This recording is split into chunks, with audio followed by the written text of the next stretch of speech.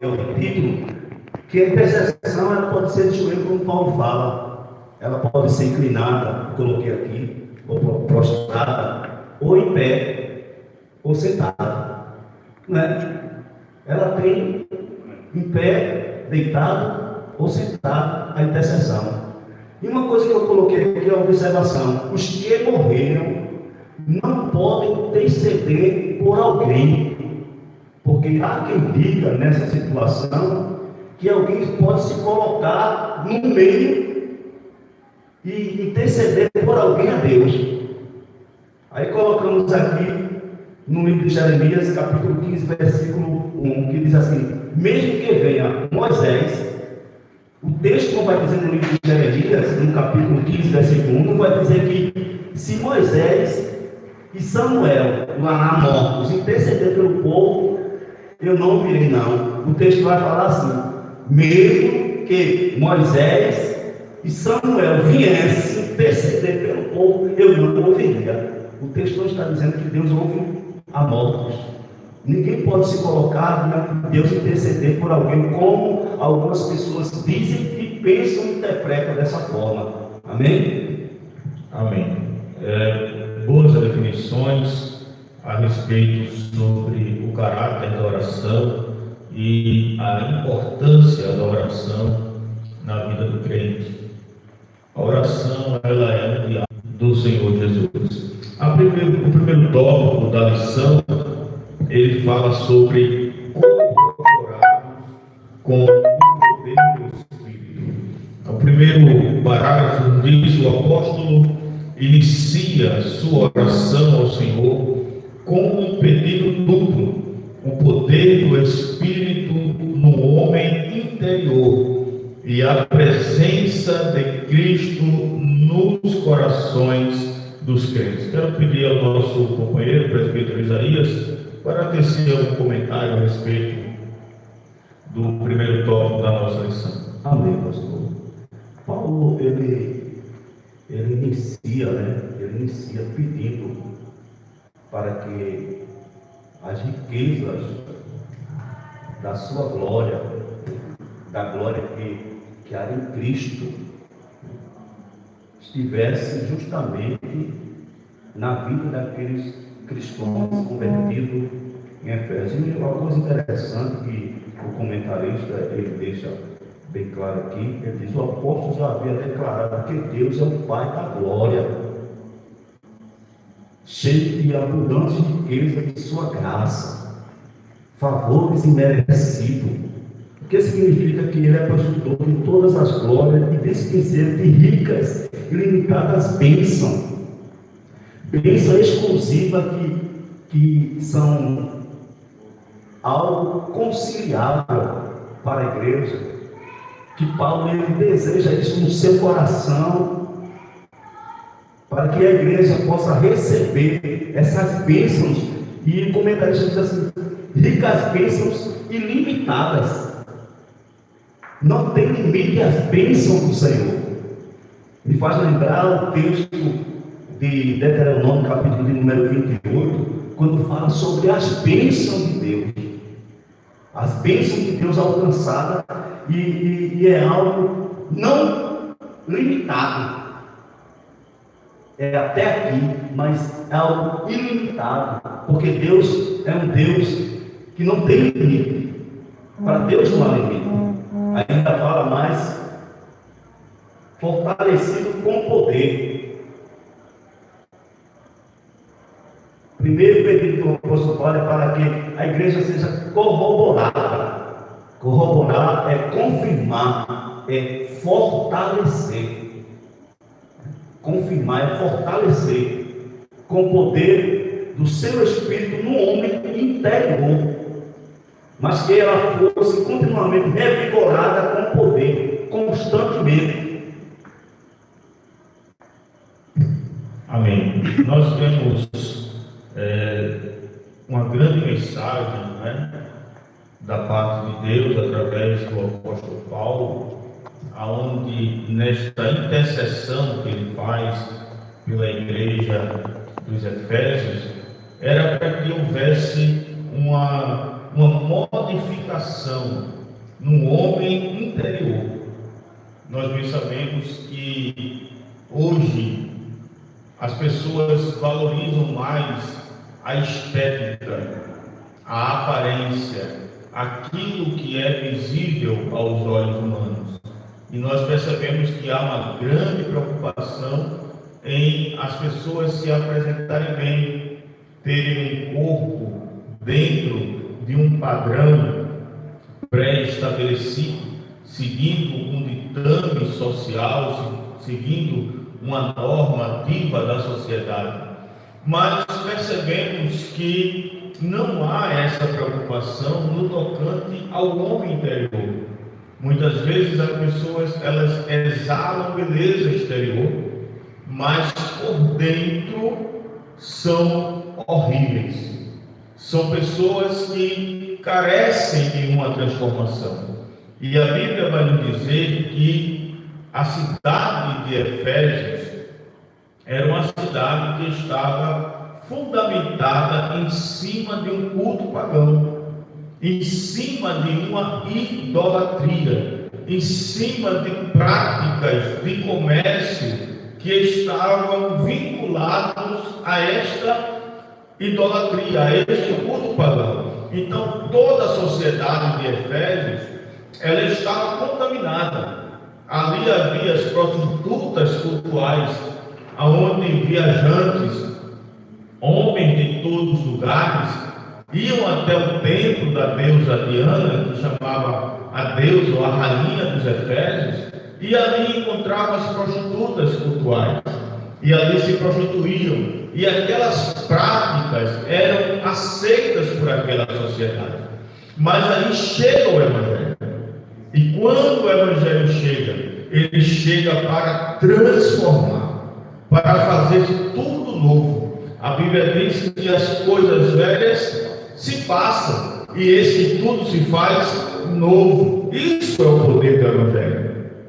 Porque o Evangelho ele não se preocupa com a aparência externa. Ele não se preocupa se a pessoa ela é forte ou se é magra, se é branca, se é preta. Não. A Bíblia diz que Deus não faz acepção de pessoas. Mas o Evangelho ele se preocupa com o interior do homem. Aquilo que está modificado, aquilo que pode ser transformado na vida do homem. O apóstolo Paulo ele disse em uma de suas expressões que muito embora o seu corpo exterior se corrompesse, porventura o homem interior se renovava a cada dia. E quando o apóstolo Paulo ele fala sobre este poder, não é o mesmo poder que nós temos a menção ali em Atos dos Apóstolos, porque ali em Atos nós temos o dunamis, não é? Que é o poder ativo, é o poder de operar, é o poder de fazer, é o poder de ir, é o poder de evangelizar, é o poder na virtude do Espírito. Mas aqui ele fala do poder transformador do Evangelho. É o homem transformar aquilo que ele é por dentro, para que ele seja realmente o templo e a morada do Espírito Santo. Não é? De Carson, em seu livro, ele fala que o homem é como se fosse uma casa velha, quando está longe de Cristo. Mas quando Cristo compra este homem, ele começa a fazer transformações. E aquilo que estava quebrado, aquilo que estava caducando, aquilo que estava imprestável, vai sofrendo uma modificação, uma transformação, uma reforma. Não é verdade? E aí o homem ele vem a entender que Deus está operando em sua vida, ao ponto de que o Espírito Santo habita nele de uma forma plena. Nosso irmão Giovanni, o senhor pode nos falar a respeito deste tópico? Fazendo aí uma observação, pastor, aquilo que Oséias ele disse: começamos. E prossigamos em conhecer ao Senhor. É isso que Paulo está falando, um revigoramento diário. Hoje eu busco e Deus, estou me aproximando de Deus. Hoje eu estou clamando e Deus está me ouvindo, e amanhã Deus quer algo de mim, futuramente, e assim a gente vai chegando a uma perfeição plena diante de Deus, até Ele nos chamar. Eu quero só, antes de nosso companheiro trazer uma palavra, lembrar do texto bíblico que está na mesma carta de Paulo aos Efésios. Eu peço a você que está em casa para acompanhar conosco, no capítulo de número 4 de Efésios, a partir do verso de número 20, que diz assim: mas vós não aprendestes assim a Cristo, se é que o tendes ouvido e nele fostes ensinado, como está a verdade em Jesus, que quanto ao trato passado vos despojeis do velho homem, que se corrompe pelas concupiscências do engano, e vos renoveis no espírito do vosso sentido, e vos revistais do novo homem, que segundo Deus é criado em verdadeira justiça e santidade, pelo que deixai a mentira e falai a verdade, cada um com o seu próximo, porque somos membros uns dos outros.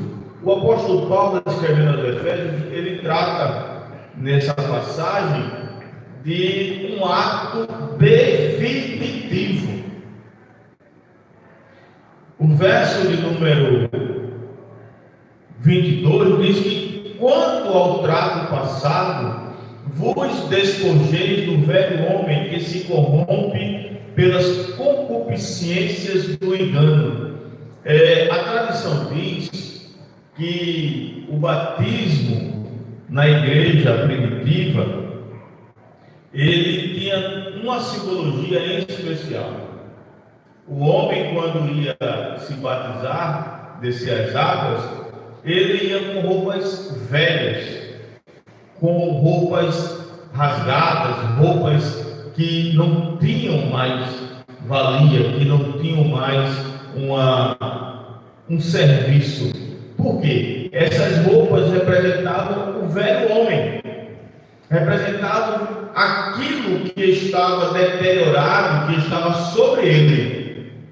E quando ele passava pelo batismo, ele vestia uma veste nova, sendo que o verbo no grego aqui, ele dá o entendimento de que esse ato de tirar a roupa velha e colocar a roupa nova é um ato único e definitivo. Ou seja, a pessoa que aceita Cristo, ela não pode estar trocando de roupa, espiritualmente falando. Ela não pode um dia estar livre daqueles trapos velhos e sujos e vestir uma roupa nova, e depois querer vestir novamente uma roupa suja e velha. Então, este ato ele é único, ele é definitivo, representando a transformação completa que o homem interior teve a partir do conhecimento de Jesus Cristo. Nosso companheiro de hoje. Amém, pastor. Quando o homem ele é corroborado com o poder do Espírito, quando ele é confirmado no interior, o exterior reflete o que está dentro do interior. Ele vai refletir aquilo que está dentro do interior. Quando ele é transformado, porque primeiro o homem é transformado por dentro e aflora nele a característica do cristão verdadeiro. A gente encontra como é que a gente vai encontrar isso? Lá em Gálatas capítulo 5, versículo 16, nós vamos ver lá quando esse homem interior ele é corroborado, ele é confirmado, ele tem novos frutos que brotam na sua vida, como o apóstolo escreveu aos Gálatas, e só é possível, isso não vem natural do homem, é através do Espírito Santo de Deus. Eu acho interessante que o autor da lição enfatizou que a única força que habilita o crente a se manter firme advém do Espírito, e que atua no homem interior, capacitando o crente para perseverar e manter-se afastado do pecado e a compreender as coisas espirituais através do Espírito Santo. Há uma mudança na vida do cristão, do homem, quando ele encontra, quando o Espírito dele, o Espírito Santo entra e está em alinho com o Espírito dele, o homem, o Espírito Santo habitando dentro do homem, e o homem começa a frutificar, botar para fora o que está no interior, sai para o exterior, porque não existe. Era a grande preocupação do apóstolo, a gente vê que era que os irmãos fossem confirmados, não seguissem as práticas ali, que a gente sabe que Éfeso, eles eram politeístas, tinham lá os seus deuses, a grande deus de Éfeso vivia era a igreja que vivia numa área, muitos irmãos que vinham dessa parte, aí o apóstolo Paulo deu esse ensinamento. O homem interior, o homem exterior reflete o que está no interior. Eu costumo dizer que não adianta lavar o copo por fora e não lavar o copo por dentro, né? O copo, para estar verdadeiramente limpo, ele precisa primeiramente ser lavado por dentro, para que posteriormente seja lavado por fora. O segundo tópico da lição, ele fala sobre arraigados e fundados em amor, não é? Nós sabemos que dentro da língua grega existem vários termos para essa palavra amor, não é? Eu queria que o nosso companheiro Giovanni, ele nos falasse uma introdução sobre o segundo tópico da lição, arraigados e fundados em amor. Arraigado é um adjetivo que significa enraizado em amor. E a gente vê que o tema central do Evangelho, a própria lição, o autor ele coloca, o tema central do Evangelho é o amor. João 3,16 diz lá, porque Deus amou o mundo de tal maneira que deu seu Filho unigênito para todos que nele crerem, não pereçam, mas tenham a vida eterna. É o tema central do Evangelho. E dentre aqueles frutos que eu falei passado, a gente observa que lá em Gálatas, quando ele inicia, o apóstolo Paulo inicia, que o primeiro fruto que ele fala é sobre o amor. Então, o Evangelho, o tema central é o amor, e a virtude do cristão é o amor. O cristão ele tem que ter o amor de Deus, o amor para com os irmãos, que a Bíblia mostra. Isso não quer dizer que Deus, por nos amar, ele aceita os nossos erros, porque até a forma de Deus, ele só ratifica para a gente entender o que o apóstolo está dizendo. Não é que Deus também, ele passa a mão quando a gente tem errado, porque até a repreensão de Deus, a Bíblia, você vai ver lá no livro de Provérbios, que até a repreensão de Deus é amor para a nossa vida. Amém? Amém. Essa compreensão que o apóstolo Paulo ele nos dá, né? Arraigados e fundados em amor. Ele queria, o interessante é tudo isso dentro da composição da oração de Paulo, não é? Paulo, ele ora a Deus pelos Efésios, pedindo para que Deus conceda esse poder transformador na vida dos Efésios, que conceda o amor genuíno, não é?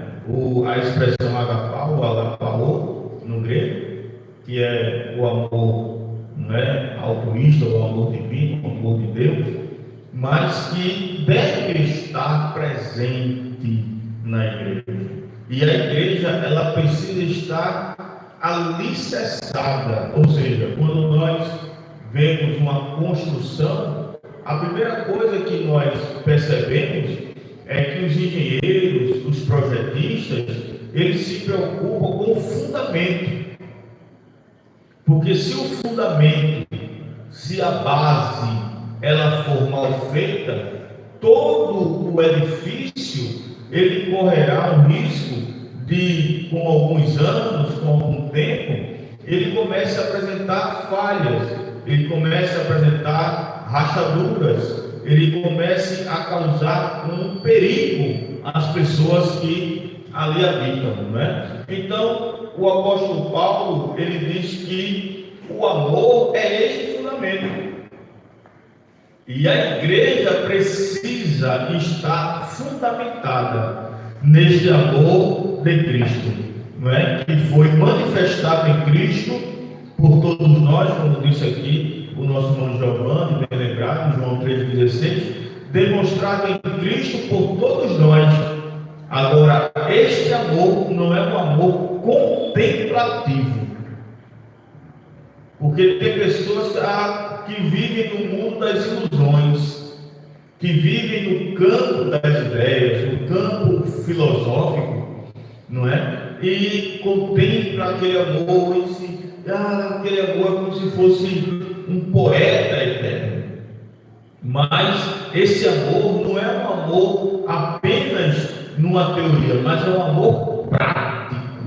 É um amor que deve ser experimentado, é um amor que deve ser vivenciado pela igreja. Eu me lembro aqui, não é, do exemplo do filho pródigo, que quando ele retorna à casa de seu pai, ele é bem recebido pelo seu pai. O seu pai vai ao encontro dele, o abraça, restitui tudo aquilo que ele havia perdido, mas em contrapartida houve uma pessoa que não se alegrou com o retorno do filho pródigo. Aquele que poderia demonstrar alegria, satisfação em ver o seu irmão vivo, voltando à casa paterna, mostrou aversão, mostrou ira, mostrou rancor, mostrou ódio, não é? E muitas vezes as pessoas elas não vivenciam esse amor prático. Como é que nós, como igreja do Senhor, nós não podemos apenas dizer: eu amo fulano, mas eu preciso analisar como este amor está sendo operado na vida de fulano. Porque se eu compreendo que o meu irmão ele passa alguma dificuldade, se meu irmão tem alguma necessidade, seja ela no campo material, seja ela no campo emocional, seja ela no campo espiritual, eu, como igreja de Cristo, eu tenho a obrigação, eu tenho o dever de socorrer ao meu irmão. E isto é demonstração de amor. É ir ao encontro daqueles que estão mais fracos e fortalecer. É ir ao encontro daqueles que estão precisando de uma ajuda e ajudar. A Bíblia diz que o socorro também é um ato de ministração diante de Deus para com todos os irmãos. Nosso companheiro presbítero Isaías. Amém, pastor. Quero pegar a vossa fala, a fala do nosso diácono, quando os gregos definem, né, os 4 tipos de amor: eros, filon, filéu, estógio e agapou, né, o ágape, agapaou, né? E a gente viu aqui que Paulo ele justamente fala sobre isso. E tem um amor fraternal que se interessa, né, pelo bem-estar dos outros. Tem aquele amor que se interessa pelo bem-estar do outro. Daí vem a palavra filantropia, é o amor ao próximo. E diz que a falta desse amor, o cristão comete o pecado de omissão. Pecado de omissão. Baseado na sua fala, a Bíblia vai dizer no capítulo, Mateus, capítulo de número 25, quero ser rápido, Mateus, capítulo de número 25, esse pecado de omissão. A Bíblia vai dizer, capítulo 25, versículo 35, vai dizer assim: porque tive fome e deste-me de comer, tive sede e deste-me de beber, era estrangeiro e hospedaste-me, estava nu e vestiste-me, adoeci e visitaste-me, estive na prisão e foste ver-me. Aí ele também vai dizer, e respondendo o rei, versículo 40 do capítulo 25 de Mateus, lhe dirá: em verdade vos digo que, quando fizeste a um destes meus pequeninos irmãos, a mim o fizeste. O interessante, pastor, que tem a versão oposta, que Jesus ele diz também: porque tive fome e não me deste de comer. A falta desse amor causa um pecado de omissão. E era justamente isso que o apóstolo Paulo, ele não queria que isso viesse a acontecer. Mas também os gregos, ele denominam histórico, é o amor pelos membros da família, como um amor paterno e materno. O desaparecimento desse amor, a Bíblia diz que por se multiplicar a iniquidade, o amor de muitos se esfriará. E hoje a gente observa que o histórico, que é o amor paterno, a gente vê que muitos já perderam esse amor dentro do lar, Por isso que os filhos muitas vezes diz coisas com o pai com a mãe, e isso leva até a morte, A morte. E Paulo, ele pede para que reine justamente esse amor esteja enraizado, bem profundo. E Agabou diz assim, que é o amor sacrificial, despojado de interesse, É aquele amor que Paulo fala que é sem interesse, é um amor próprio, é um amor de Deus, é um amor que dá sem exigir recompensa. E Paulo, ele fala isso de uma forma tão gloriosa, porque a Bíblia vai dizer em Lucas, capítulo de número 10, versículo de número 33 ao versículo de número 35, a Bíblia vai dizer que havia um homem que descia, e esse homem ele é assaltado, e esse homem ele é espancado e fica quase morto, mas a Bíblia vai dizer que passava um sacerdote, e ele passa de longe. Quando a gente vai se aprofundar dentro da história, que nós não vamos mencionar aqui, mas é o amor ao próximo, é amor que é ajuda. E a Bíblia vai dizer que também passa um levita, e tinha conhecimento da lei, tinha conhecimento de Deus, também engrandecia, estava dentro da casa de Deus, e eles não fizeram nada, mas vindo um bom samaritano, pega aquele homem, coloca na sua cavalgadura, limpa ele, coloca remédio sobre ele e leva ele para uma estalagem. Aí Jesus diz assim: quem usou mais de misericórdia?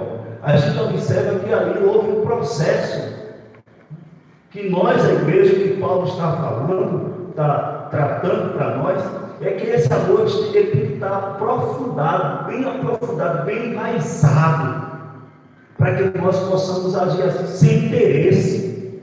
É um amor sacrificial.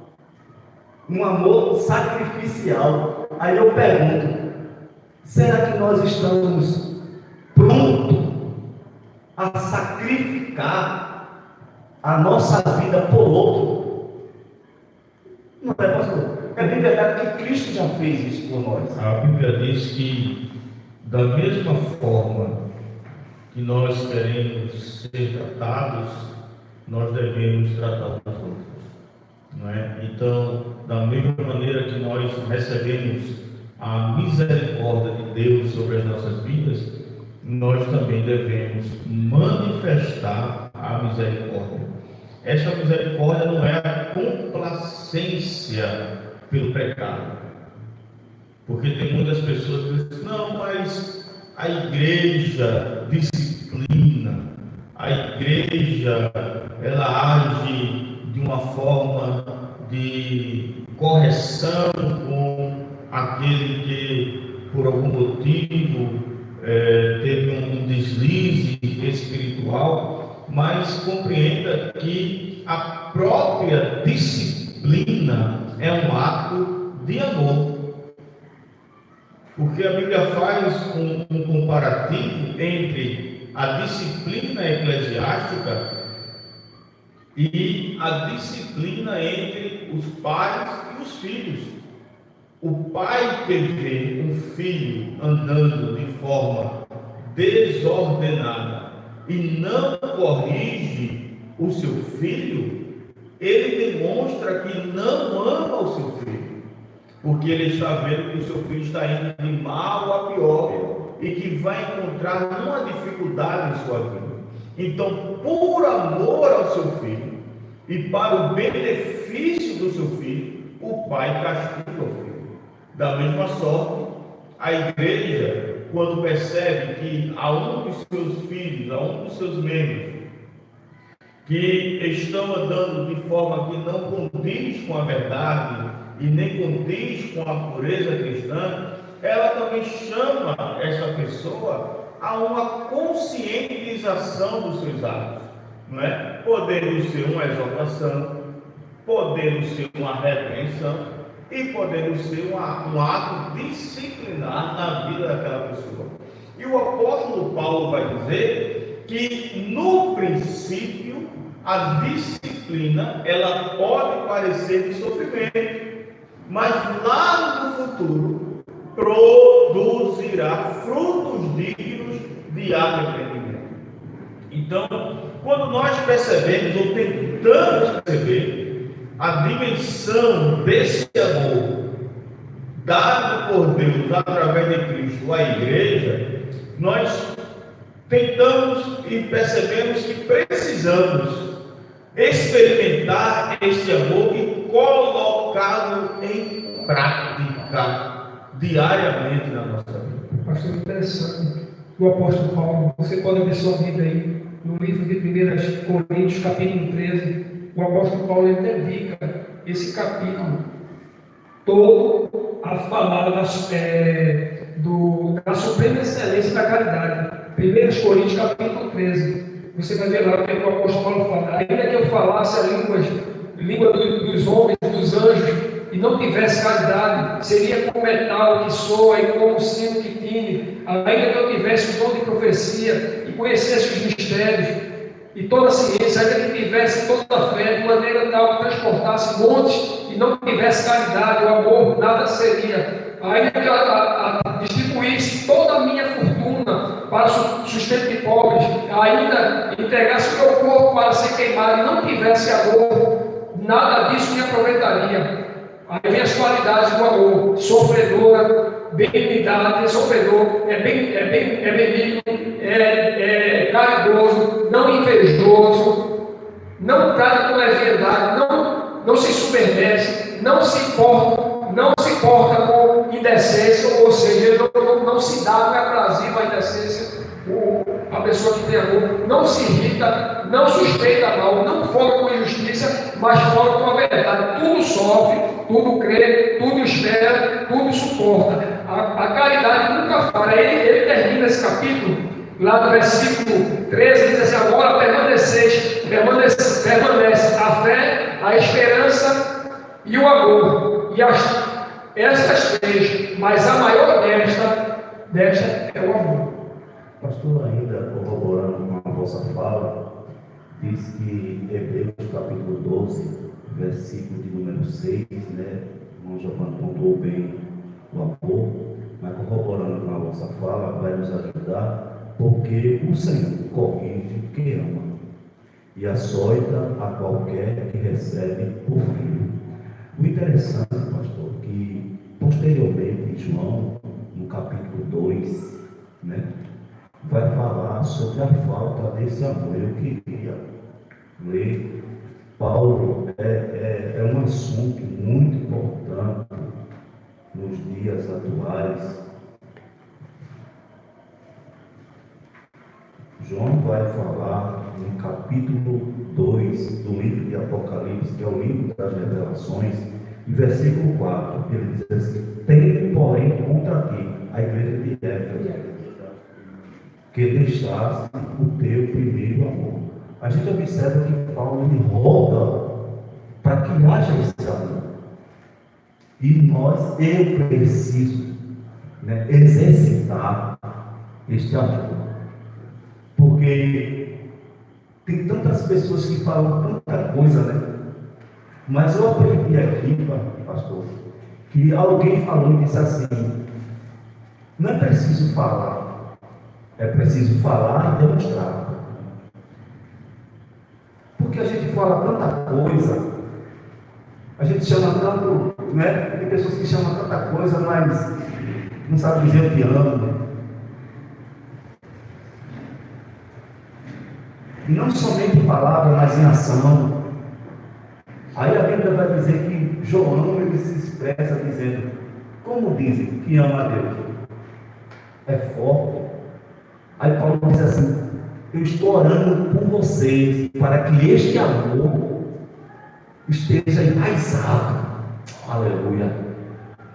Diz que o câncer, o câncer, ele sai enraizando no corpo. E depois que ele fica enraizado, a pessoa vem a óbito. A nossa intenção nessa noite, a missão está falando, não é que esse amor esteja enraizado profundo, não como câncer, mas como amor de Deus. Por isso que há disseções. A falta desse amor, há disseções. E Paulo fala, foi relatado aqui pelo nosso professor Diácono, né? A falta desse amor. E lá na frente, porque deixaste o teu primeiro amor. É interessante nós fazermos esta comparação entre a expressão dada à igreja de Efésios por Paulo e a expressão dada por João em Apocalipse. Os historiadores, eles vão datar mais ou menos que a carta de Paulo aos Efésios foi escrita por volta do ano 60, 62 depois de Cristo. E o livro do Apocalipse ele foi revelado a João dos anos 90 a 96 depois de Cristo. Aleluia. 3 décadas depois. A igreja de Éfeso, ela tinha apenas 30 anos após a mensagem que recebera de Deus a partir do apóstolo Paulo. E a primeira palavra que o Espírito, revelando a João, diz é que eles perderam o primeiro amor. Então percebemos, irmãos, que se não houver uma prática, porque as virtudes cristãs, elas são ferramentas espirituais na vida do crente. E nós bem sabemos que todo o profissional, ele tem que ter uma prática em sua ferramenta de trabalho. E quanto mais ele a utiliza, mais apto ele fica para usá-la e mais preparada fica aquela ferramenta. Da mesma forma são as virtudes espirituais. Muitas vezes nós precisamos ter uma modificação na nossa vida por algo que nós temos como uma característica natural em nós. Uma certa feita, eu conversando com o irmão, E o irmão disse: olha, eu sou meio assim, eu não suporto tal atitude, eu não suporto tal circunstância. E depois eu fiquei pensando, e eu disse a mim mesmo, eu disse: nós compreendemos, só podemos compreender a totalidade ou o grau de transformação do Evangelho em nossas vidas quando somos confrontados naquilo que precisamos modificar na nossa vida. Quando o apóstolo Paulo ele diz para Deus, intercedendo a Deus pelos Efésios, para que Deus os fortifique em poder na transformação e para que eles sejam arraigados em amor, logicamente que a prova para com isso era que eles fossem testados em uma determinada situação ou circunstância que viesse a florescer ou não aquilo que ele tinha por dentro. Será que o nosso homem interior perdeu as características que tínhamos no tempo da ignorância? Ou se ainda há algo a ser transformado? Então este autoconhecimento, ele se dá na medida e na proporção em que nós procuramos a conhecer a Cristo, na medida em que nós nos aproximamos de Deus. Então, é triste nós percebermos que com apenas 3 décadas após a carta dos Efésios, a igreja de Éfeso estava sendo proclamada, a voltar ao primeiro amor. Interessante, pastor, que como esse homem interior, o senhor falou, tem que ser trabalhado, porque isso a gente vai conviver dentro de nossa casa, dentro da igreja, dentro do nosso trabalho, porque vai haver situações na nossa vida que aí nós temos que mostrar que estamos arraigados nesse amor. Porque nem sempre a gente vai ser como os Éfesos, foi posto a prova esse amor, mas nós somos todo dia no nosso trabalho, no nosso dia a dia. Aí a diferença aí agora vai ser na nossa atitude, mostrar que o homem interior está firmado, compromissado com o Espírito, com a palavra de Deus. E Jesus mesmo disse: Jesus ensinou a gente. Quando aborrecemos, não é para nós dizer, não, foi para bem dizer. Entendeu? Foi o ensinamento do próprio Jesus. Você vê que o ensinamento do apóstolo é totalmente colocado naquilo que Cristo deixou para a gente. Altamente distorcendo aquilo que a gente estudou no fundamento do apóstolo. Vamos ser postos à prova. Glória a Deus. Nós estamos no terceiro tópico, passando para ele, que é o final da oração de Paulo e se constitui uma doxologia, não é? É um hino de adoração a Deus. É interessante porque quando nós nos aproximamos de Deus, o ato que nos sobra é adorar.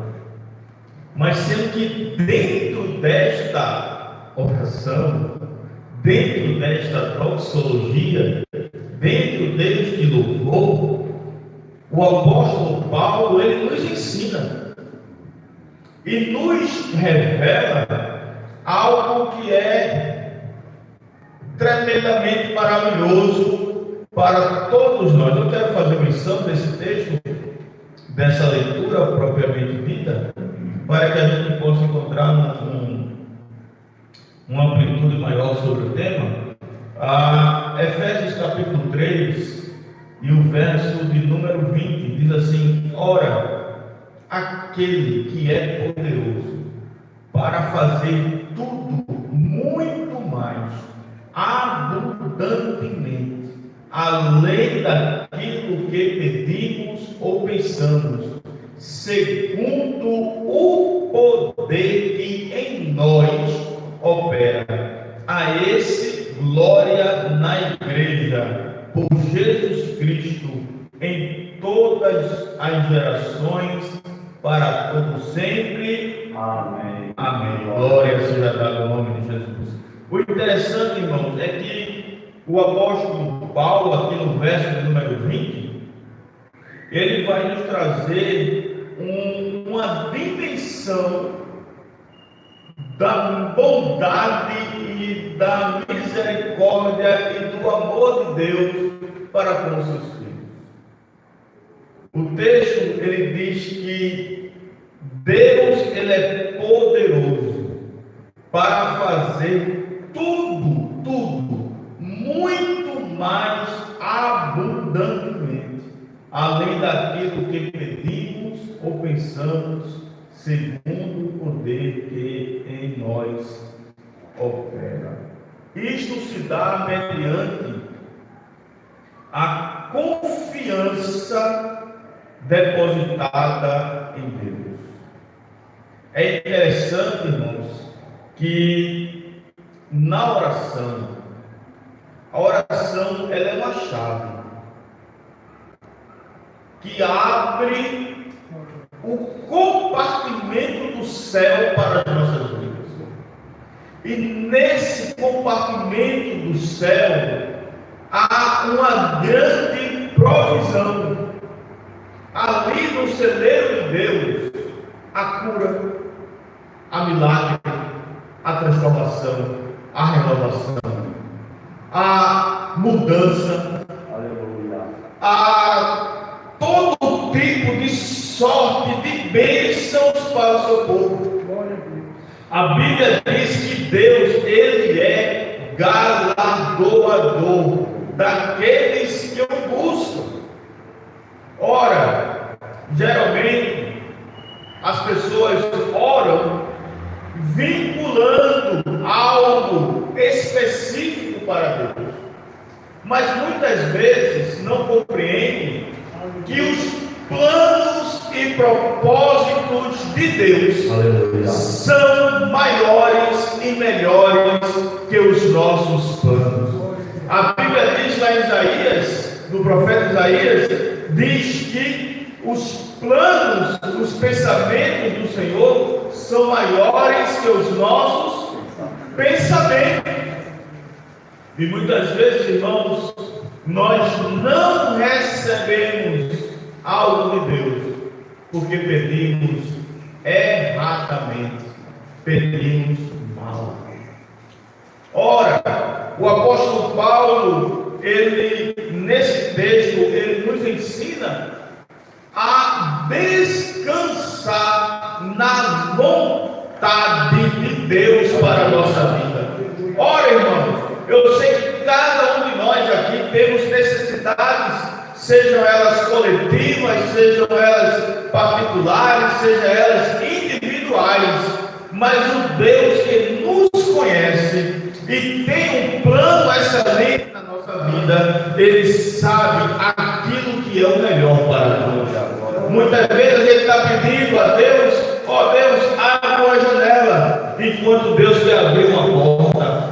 Muitas vezes nós dizemos assim, Deus, abre uma porta, quando Deus está querendo abrir uma rua. Nós dizemos, Deus, abre uma rua para eu passar, e Deus está dizendo, não, eu quero abrir uma avenida para você passar. A nós, na nossa parca compreensão, nós não podemos medir, nem mensurar aquilo que Deus tem reservado para todos. Glória a Deus.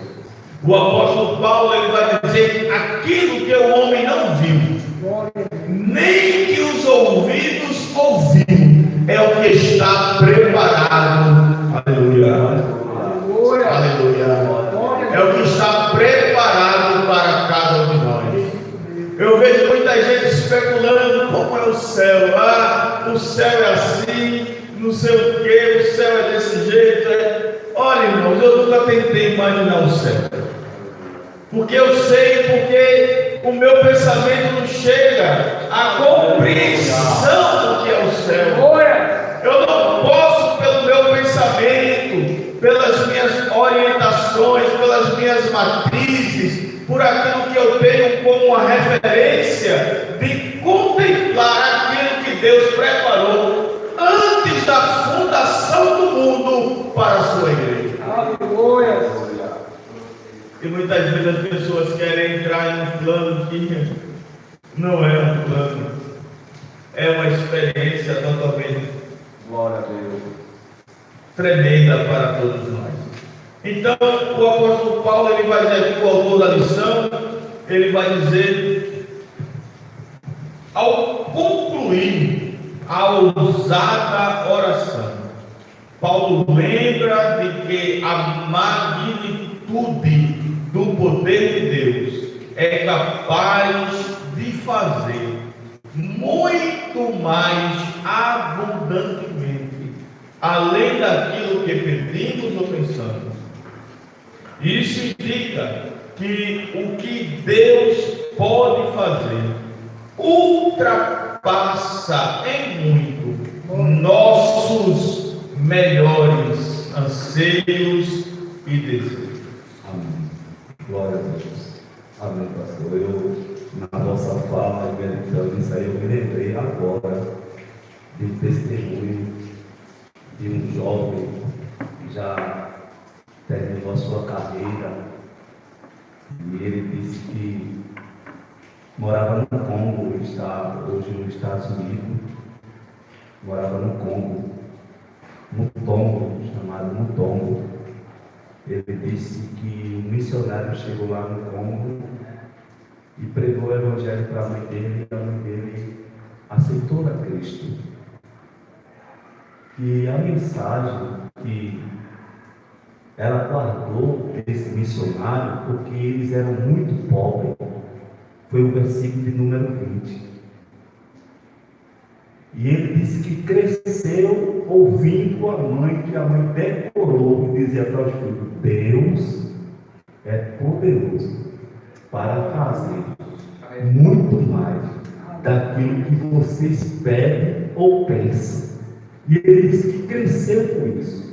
E ele e os seus irmãos, no tombo, ele sobressaiu, passou a mais de 2,5 metros e passou o pessoal no jipe e voltou e disse assim: menino, quer ir para os Estados Unidos? Ele disse: quero.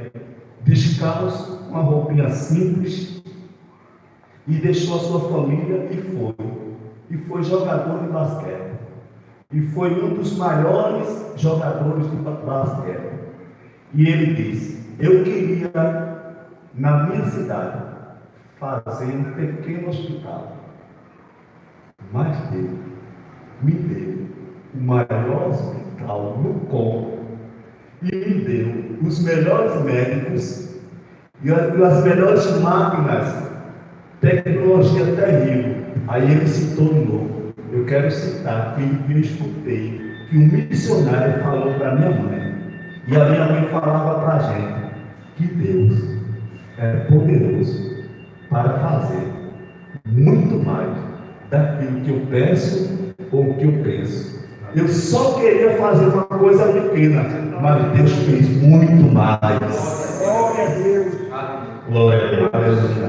Esse Deus que nós servimos, Ele merece toda a honra, aleluia, toda a glória, aleluia, e toda a adoração. Aleluia. Eu fico feliz, pastor, porque Deus ele fez isso na nossa vida. Deus fez isso e vai fazer isso na vida da tua família, dos teus filhos. Glória a Deus. Glória a Deus. Nós estamos orando pelos nossos filhos, né? Pelos nossos parentes, e Deus é muito mais poderoso para fazer muito mais daquilo que a gente pede ou pensa, aleluia, na vida dos teus. Glória a Deus. Glória a Deus. Meus amados irmãos, que lição abençoada, mais uma lição abençoada que nós tivemos nessa noite. As horas elas já nos pedem muita prudência pelo tempo que passamos, mas eu quero lhe dizer que esta lição ela nos ensina primeiramente em que nós devemos manter uma vida de oração a Deus. Quando eu era adolescente, eu aprendi com um pastor que veio de São Paulo. E o pastor, ele ministrando a palavra, ele disse: irmãos, vocês oram quantas vezes ao dia? E ele disse: não me responda. Aí ele disse: eu vou dizer algo aos irmãos e eu espero que os irmãos não me reprimem. Ele disse: eu só não oro quando estou dormindo, porque em todo o tempo eu estou conversando com meu Deus. E conversar com Deus traz paz na alma. Conversar com Deus traz alento aos nossos corações. Conversar com Deus traz direcionamento na nossa vida. Conversar com Deus nos dá intimidade e comunhão com Ele. Quem anda orando, ele anda debaixo da vontade de Deus para a sua vida. Então nós aprendemos que a oração, ela deve ser uma prática diária na nossa vida. Não uma prática diária, uma prática de todos os momentos da nossa vida. Se você não tem uma vida de oração, se você não tem o hábito de orar, se você não tem um costume de conversar com Deus, eu quero lhe convidar a iniciar a fazer isso na sua vida. E você vai ver que a sua vida será diferente. Você será uma pessoa diferente. Você receberá da parte de Deus uma graça infinita sobre a sua vida. E você ouvirá mais e falará menos. Você suportará mais e reagirá menos. Aleluia. Porque Deus estará com você, lhe moldando, lhe acompanhando, lhe acobertando como um cobertor no momento de frio sobre a sua vida. Inicie a oração. Tem um autor que ele disse que nós devemos orar até aprender a orar. Não é? Às vezes a gente começa, eu me lembro que a gente começa a orar quando no início da fé, meio tímido, meio sem muitas palavras, sem saber o que falar, sem saber como se posicionar, às vezes até duvidando que Deus está ouvindo a oração. Mas aqui nós aprendemos nesta lição de que nós temos acesso direto ao trono de Deus e que nós devemos chegar através da oração com ousadia. Por diversas vezes o comentarista da lição, ele fala a ousada oração de Paulo. A ousada oração de Paulo. A ousada oração de Paulo. Então, nós percebemos que nós devemos nos chegar diante de Deus, crendo que nós estamos sendo assistidos diante de Deus espiritualmente no céu. É isso que diz lá em Efésios capítulo 1, que nós estamos em regiões celestiais. Então, o apóstolo Paulo, ele continua dizendo que esta oração, ela deve ser, a oração que ele fez, foi uma oração para haver transformação, para haver poder sobre nós, não é? E que através dessa oração, também nós devemos estar alicerçados no amor, e no final, o resultado final seria a adoração a Deus.